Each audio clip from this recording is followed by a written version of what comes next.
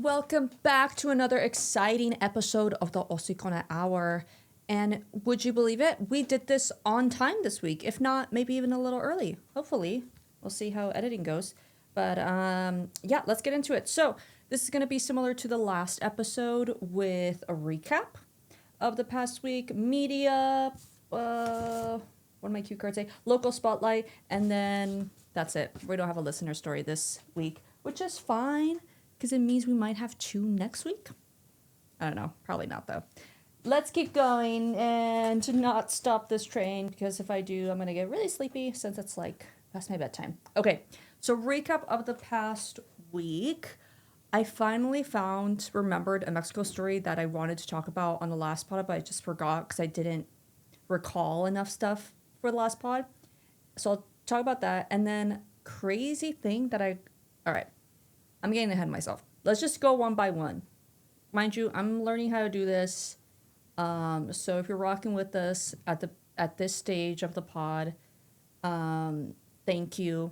I hope all your wishes come true because I know this is rough, and this is probably not like the other pods you probably listen to that are much more seasoned and they know what they're doing and they have the flow and maybe even have a co-host. But yeah, this is my call for a co-host, by the way. So if you're up for it, let me know. Anyways, okay. So this past week, I think whenever it gets really cold outside, the indoors becomes that much more appealing and you do stuff that you wouldn't normally do because the outdoors is so beautiful, especially in sunny California. So this past week, I'm sure you're familiar with the movie Footloose from 2008 or 2012. I don't fucking know. With what's his name from... Oh, fuck. What's his name? He was in, like, that reboot of that pilot movie with Tom Cruise. And he was also in that movie with Anna Taylor-Joy. And he was also in Whiplash.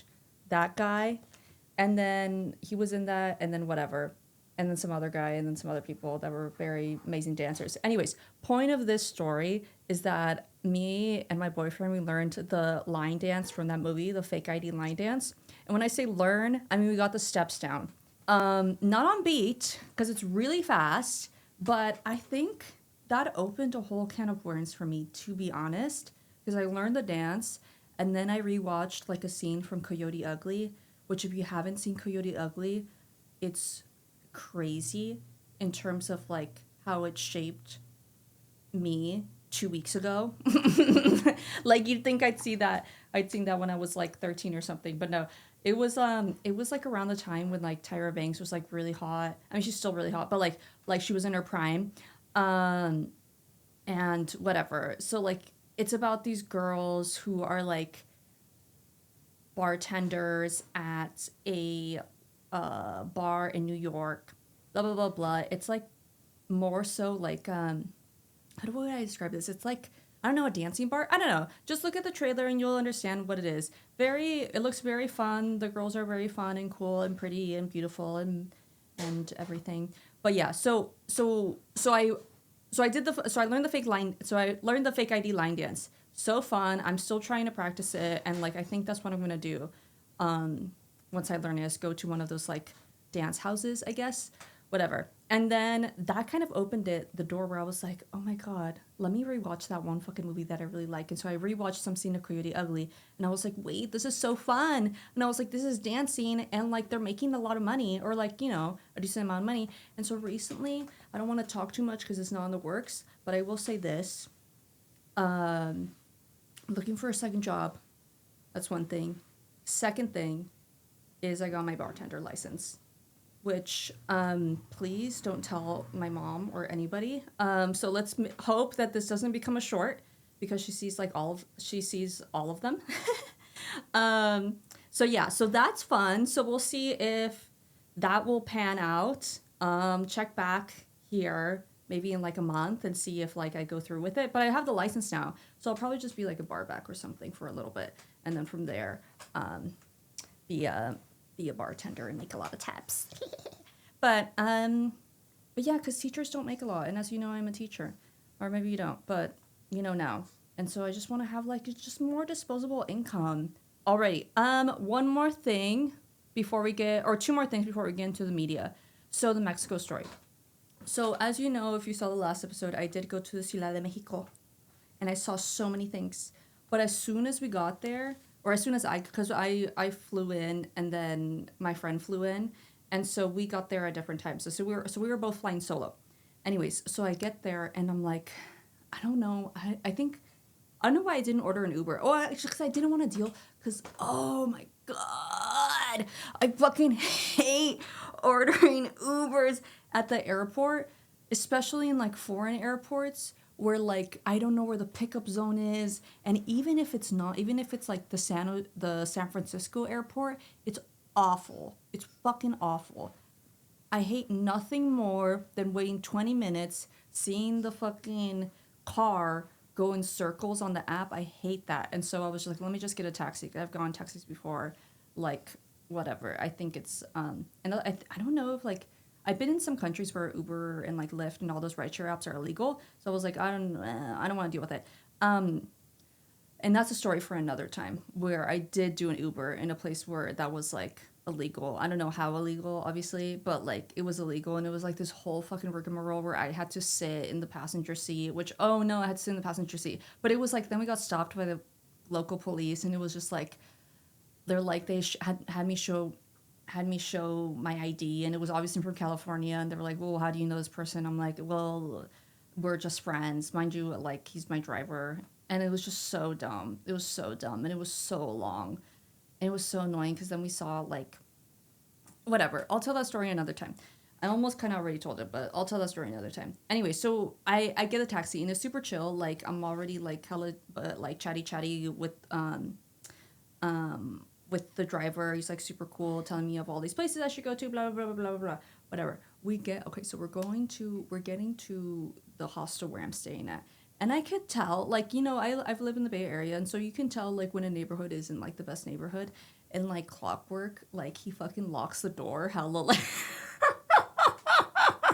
he's like in Spanish, he's like, this neighborhood is not a good neighborhood.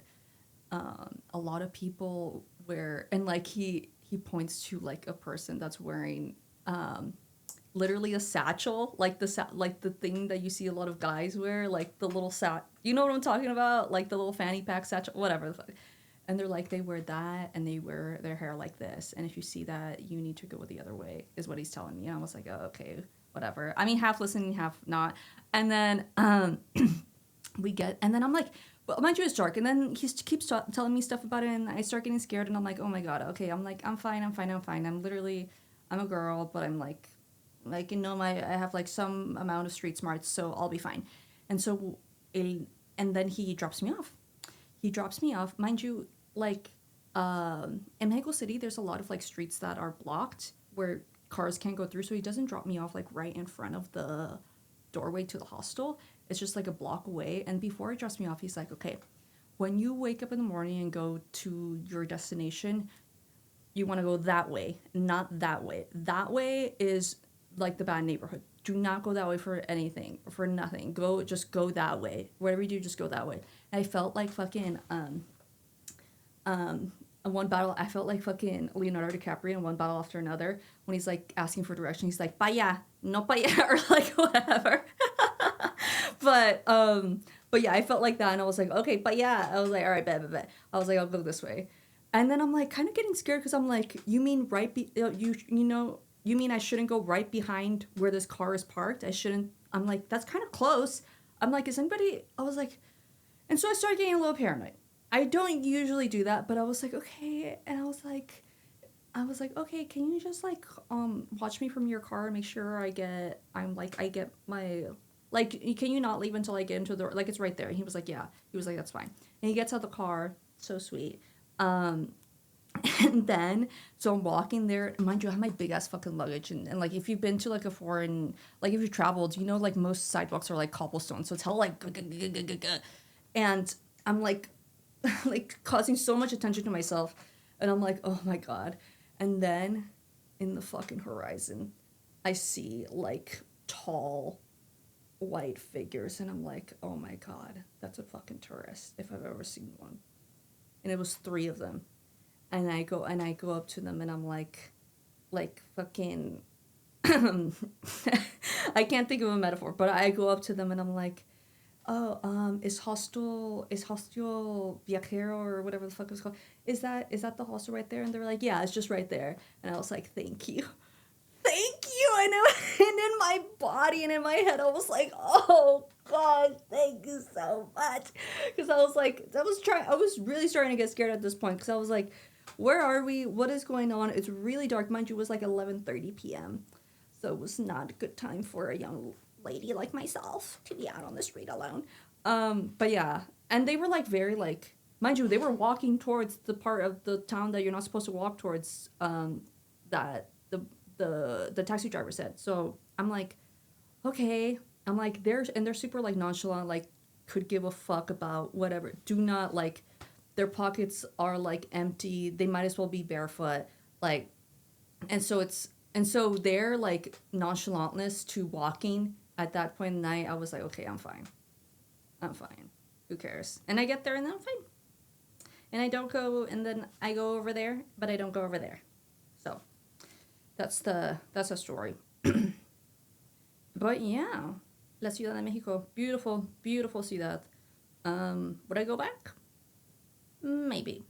It's a lot of walking. I'd probably have to like up my cardio endurance.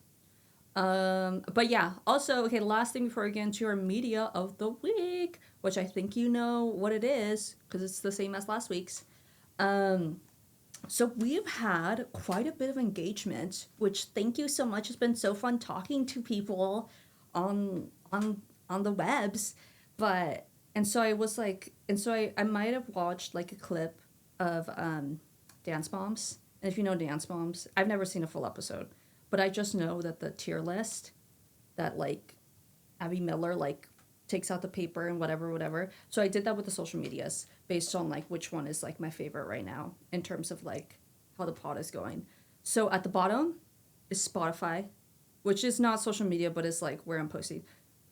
No, it fucking hella is. You can comment now on Spotify and like, yeah, whatever. Anyway, so yeah, and then Apple Podcasts, I think you can like leave a review, and then Red Circle is like the main one that I'm like posting everything to, but whatever. Anyways, those are at the bottom because there's like no engagement, like no whatsoever. So yeah, that's at the bottom. Next up, excuse me, is Instagram, because it's like I'm like stuck. No, like for a while there I was stuck. Like I was getting nothing. Nobody was like engaging whatsoever, and it was just there. This week, however, it's been a lot better. It's been nice just to like respond to comments, and like people are so fun. And then YouTube was my day one. Like I would post like from the first episode, people were like engaging and liking stuff. And whatever, and it was always popping. Like people were just watching it, watching the videos or watching the shorts, and so YouTube was always my number one. But the number one for the week of this week is TikTok. But which, no surprise there if you've been watching on TikTok, because it's like people favorite things, which I'm like, oh my god, like I don't favorite anything ever. And so that's just, and people are like commenting, saying really nice things, and like answering the questions that I ask, and engaging, and like putting in their opinion for like the show that I really like, Pluribus, and that's really fun. So if you are one of those people, thank you. It makes my day so much brighter. And as well as like Insta and YouTube, like those are all really fun to engage with. So keep it up if you'd like. But that's it for the social media tier list, and that's it for the recap. If there is anything else that I should touch on, please do let me know. Okay, moving on to the media. And for this week, we're going to continue to talk about one of Apple TV's most successful shows as of ever, I believe. I think they said like that it's the most successful show in terms of, I don't know. They didn't say like in terms of who's watching it or how many people watched the latest episode, whatever. But that's what they said. They said it was the most successful show that they've aired on there, and that is no other than Pluribus. Written by the same person that wrote Breaking Bad and Better Call Saul, like I said last week. But yeah, so I just want to go over it as well as clear my name because many of you had a lot of very interesting points to say. So I do want to go a little bit deeper with, but I want to say this: I'm not gonna go super deep with this because this is like a solo Dolo episode. That's a lot. How deep I want to go is like how I'd want to go with Severance, and if you know Severance, like there's nothing that they put in that show that they don't want you to like notice and connect. Really, truly. Similar to how a movie like Coraline, everything is so intentional. And so I'd want to do that same thing with Pluribus. However, I'm not sure if Pluribus is doing that same thing because a lot of shows don't necessarily. That is a lot of work for a team to put in that much intention behind every single thing they do, like how Severance does, how other movies and shows have done. So I'm curious of whether Pluribus is doing that same thing, and I think it will be clear after the season is over whether they are doing that. And if they are, then you can expect a episode breakdown, probably like two episodes per podcast episode. I'd go over, and hopefully with a guest. We'll see. We'll see if I can recruit some of my buddies. But yeah, it's a really interesting show. I love a show with layers. Like, oh my god, I just want to talk about Severance. I literally love Severance. You can bet when Severance comes out, I'm gonna be on episode per episode breakdown, 1 hour long, and I hope y'all will stick around. But anyways, okay, getting into the breaking down of Pluribus. I rewatched episode 2 because it was one of those episodes that really did a lot of world building, and we got to know most of the characters, most of their intentions, and because for the rest of them, they're mostly just about Carol. And although the show is about Carol, it's also about just the state of the world, and I think that's really what I want to touch on. Because last week, as you may have remembered, because many of you did or a few of you dropped a comment where I said that I just thought it was unrealistic that Carol was the only person, which I can see now why. And I'll say this. I don't necessarily think it's unrealistic anymore. I was naively thinking of Pluribus as outside and not a commentary on anything. Because sue me, I like to watch shows to escape from my real life and separate those two from entertainment and real life. But of course, like most shows these days, they're very political and are offering a statement, which is so cool, obviously, because it allows people to talk and to have meaningful conversations and whatnot. But yeah. So yeah, okay. So let's get into it. In episode 2, we are introduced to quite a few characters of the survivors of Pluribus, meaning people that have not been infected with the hive mind virus. So those people are 12, and 6 of those are English speakers, either first or second language. And that's who Carol wants to talk about. And let me just note right here that when Carol figures this out from, what the hell is her name? Whatever, pirate lady is what she calls her in episode 2. But when she's talking to her, she's like, okay, she's just like, okay, so who are the survivors? And they're like, well, there's 12 technically because of the one in Paraguay, which is named, now we know, is Manusos. And then we'll get into that later. But like I was saying, she says, okay, and she's like, there's 12. And she was like, okay, well, how many of them are English speakers? And she says, 6. And then she's like, okay, I want to speak to them. And they're like, okay.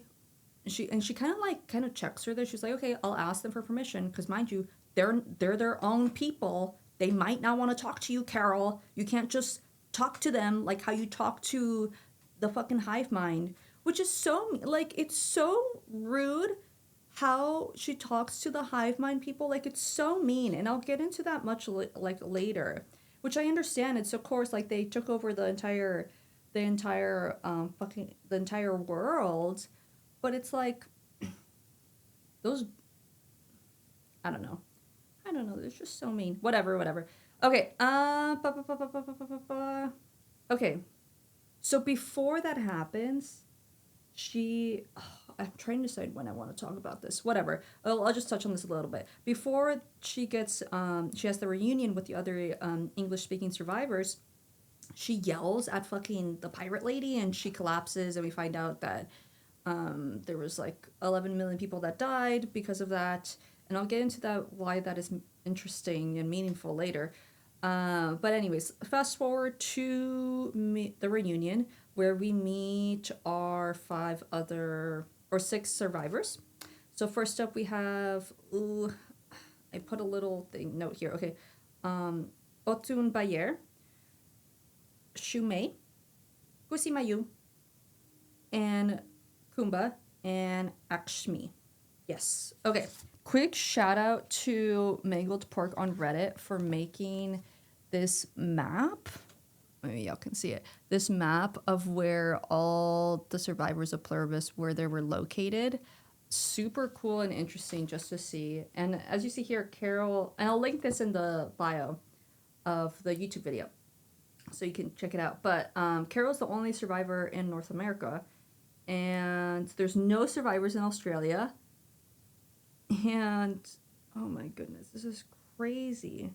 No survivors in Iceland, but yeah, only 2 in Africa, 2 in South America, 1 in Europe, 2 in Europe, 1 in India, and then I'm not good with geography, but 3 in Asia. 4 in Asia. Well, actually, technically, 5 in Asia. Whatever. But yeah, super fun. I think this is so cool. I love when people get into shows. Like, so cool. Anyways, yeah, shout out to Mangled Pork. I'll link it in the bio.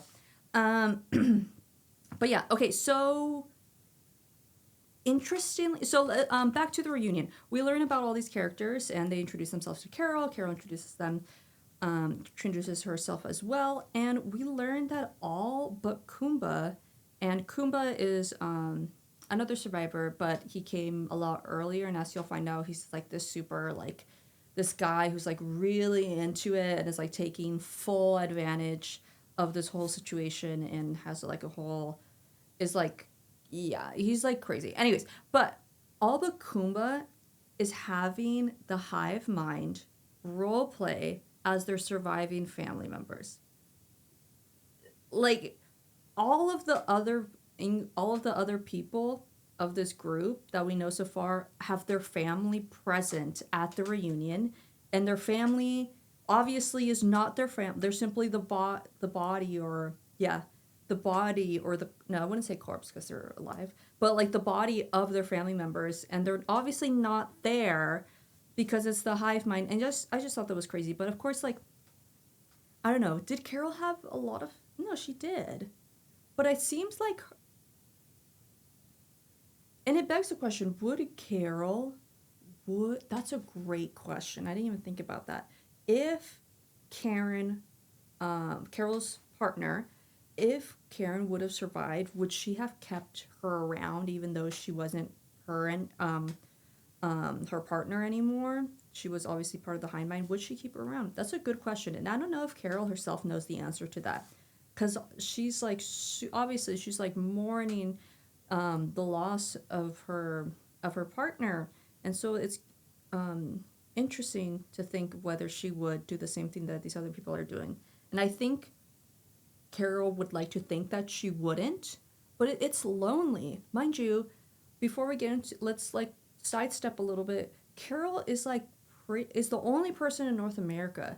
Also, she doesn't really like start off on the right foot with everybody because nobody really fucks with her by the end of it. Like, nobody everybody's kind of over her because she's also doing the most, like yelling, and also like killed like 11 million of them. and is being really mean, and then tells them all like, "Fuck you, fuck you, fuck you! You're a traitor to the human race," and people don't want it. People don't like that, Carol. People don't like to be yelled at, and whatever. I'll touch on that later. Anyways, so then we made so Utumbayer, Shunmei. These are the older folks that have family as well. Kusimayu. This one's an interesting character. Kusimayu is the youngest one that we've met so far, the youngest of the survivors, and she is a girl that she really just misses her family and wants to be part of the hive mind. This is what she says when she's asked about it. She says, "That is what I want. I want to be with my aunt and I want to be with my cousin." And her and Carol have a little back and forth, but that's really it. She's just scared. And I talked about I commented on this in Instagram or something, I forgot, but I wouldn't, now that we know, and spoilers for the latest episode of Pluribus, is that now that we know that they have the mechanisms and the knowledge to convert the survivors to the hive mind, I wonder if any one of them will volunteer. And if I were to guess any one of them would volunteer, I think it would be Kusimayu, because she's like she was the first person from the get-go, from the jump, to be like, yes, I miss them, I want to be part of them. And she's like alone. I think she only has her aunt. And I imagine like she's someone that really misses all her family. And so I think by next episode or by some episode we might see her go through with the surgery, what is it called? The hip, what is it? Whatever, the surgery to make her part of the hive mind. I think they need their stem cells or whatever. I forgot. But yeah, I think she might. And I think that's going to really fuck with Carol. Because honestly, everything does. Anyways, okay, so skipping Manusos, Kumba, talked about a little bit about Kumba. He like is taking full advantage of the situation. Isn't really concerned. I wonder if he has any surviving family. Now I think about it, I don't think. I'll have to look back on that, but I don't think we ever are alluded to that. Whatever. Then we have Akshmi, who does not fuck with Carol from the jump, because when Carol yelled at Pirate Lady for the first time, it caused them all to collapse and shake. And so Akshmi's grandfather was driving as that was happening. He's part of the hive mind. He was driving as that happened, and he collapsed, and they were in a car accident, and he passed. And so she's obviously grieving and feels and mourning the loss of this, and is so upset because also Carol doesn't like, oh my god, like she doesn't like do a great job of like kind of apologizing for this either. Really horrible job, and like she's already on thin ice. And then she really taunts her with, because Ashmi also has her kid beside her, and that's obviously not her kid because they're part of the hive mind, whatever. And like she's so bad. Like she's like, that's not your son. He's like a pilot and also a gynecologist and also this and also that. And like it's just pressing her, and I'm like, oh my god, Carol, like you have like no friends right now. Like this is not the time to be doing this. But yeah. And then so in that same scene of them reuniting, having dinner or lunch or whatever, she's like she blows up, and then she cusses them all out, and then she dips. And in that she's also like drunk, by the way, because she's been drinking wine this whole time.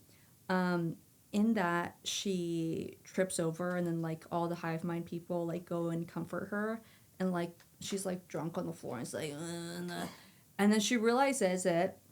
She comes to, and then she's like, get off of me, get off. And but they're like their whole thing is that they like, the hive mind's whole thing is that they don't like, they don't want to cause any harm whatsoever. Like they hate that. They won't kill animals, they won't kill anything.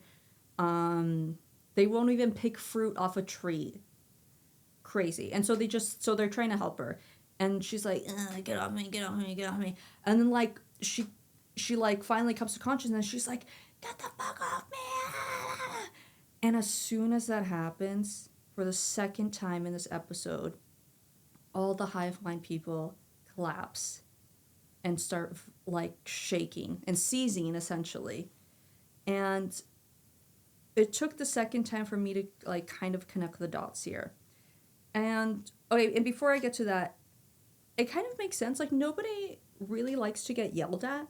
I think, you know, it really triggers the nervous system of any human. Like I don't think anybody would really withstand that much anger, especially, and I don't know what I'm talking about. Whatever. Let me talk about what the fuck I wanted to talk about and how I'm connecting this all the dots. So they collapse. So she yells at them. They collapse. They start shaking, right? Then I remembered a story that a roommate's friend once told me about a zebra. And I know this sounds crazy. This doesn't make sense, but I'm doing like the Mr. Ballin method. If you know Mr. Ballin, he's like tells scary stories of like the strange, dark, mysterious, and he does it like whatever his style of storytelling. Like he doesn't reveal it. He reveals it till the very end. So that's what I'm trying to do. Whatever. Okay. Anyways, so a roommate's friend told me a story of a zebra, and she told me that prey animals like zebras and antelope, when they're chased by a predator, like a lion or whatever, and they're not caught, they have so much adrenaline, their heart is pumping, and their body simply collapses and they start shaking uncontrollably. And that's how they release all of that emotion, all of that pent up, like like adrenaline and whatnot. Their body needs to release it in some way, and that's the way that they're have evolved to do it, is by collapsing and sometimes shaking uncontrollably. And that was very interesting because these hive mind people or virus or whatever is doing that exact same thing. And so I'm wondering if that, like, if that was, connected, and whether we're supposed to be looking at the hive mind not as like people, but as an animal or as a creature. Because, they really try, the hive mind themselves really try to humanize themselves. They're wearing these bodies of people that they've stolen their lives, and they're wearing their bodies. And so I'm thinking, if that is how we're supposed to think of them. We're supposed to think of them as a creature, not as like, like an entity or something. But yeah, so that was crazy. But yeah, so it reminded me of that story. Anyways, love that story. Well, I'll leave that there. But okay. Okay, I guess that was a theory. Another theory I have. So like I was saying in the beginning of the episode, I'm not sure if I'm going to go full Severance on this, where I'm going to be like dissecting everything and like putting pieces together and watching all the videos and whatnot. But I might by the end of the show, if it gets to that. Because I wonder if the survivors of the hive mind are archetypes of bystanders and enablers, similar to how Animal Farm, the story of the book by George Orwell, the characters in Animal Farm also stand for archetypes under dictatorship rule, and I wonder if the survivors also have an archetype that will be more developed, or I'm not seeing. And so, that one's a much longer shot, so whatever, who knows. But yeah, that's honestly what got me thinking. I'm like, are we supposed to be looking at these characters not through, like, not as individuals, but rather as archetypes? Is that what we're supposed to be doing? Because that would be kind of cool. I love dissecting. I feel like it would be a really cool dissecting moment. But yeah, that's all I really have for Pluribus right now. Like I said, leave a comment or something if you want to see more Pluribus deep dives. Yeah, because I'm not going to do it, because it's going to take so much work. And I'm not going to do it if nobody wants to see it. But I will, because I think it's so fun dissecting everything and looking things scene by scene. And I think it would be so much fun to do that, but I don't want to do it if no one's going to watch it, to be honest. But I will, if there's enough of a demand. Okay, already switching lanes a little bit. So we talked about media. I love Pluribus. I also watched The Grinch Who Stole Christmas again. Crazy I played it for my students, which they loved. And they cried too. I forgot some of them were crying, which is so sweet. But I didn't think it was, yeah. I didn't think that was a really sad movie, but I guess it is. So I love that. I love when they feel comfortable enough doing that. Anyways, so yeah, that's enough for media. Let's move on to the last segment because we're not having a listener story this week. Boo, I know. Whatever.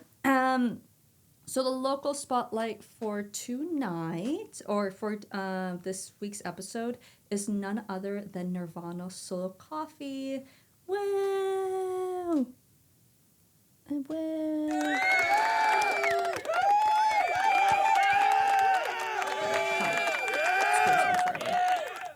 Nirvana Solo Coffee. But yeah, they have quite a few locations in the Bay, in downtown San Jose, Cupertino, and if you're lucky, you might even be able to find my pop-up booth. They've been so gracious in hosting me and hosting other small businesses as well. And so, yeah, it's awesome. They have really cool, like, it's not like Starbucks or Pete's Coffee or, like, anything else of that nature. Like, it's very niche. Like, they have this lavender something latte, really yummy. But yeah, so if you're into that, it's a cool study spot. Like the one in downtown San Jose is like has an upstairs, which is really, or like a loft, I guess. Whatever, super fun, super chill. Yeah, great host.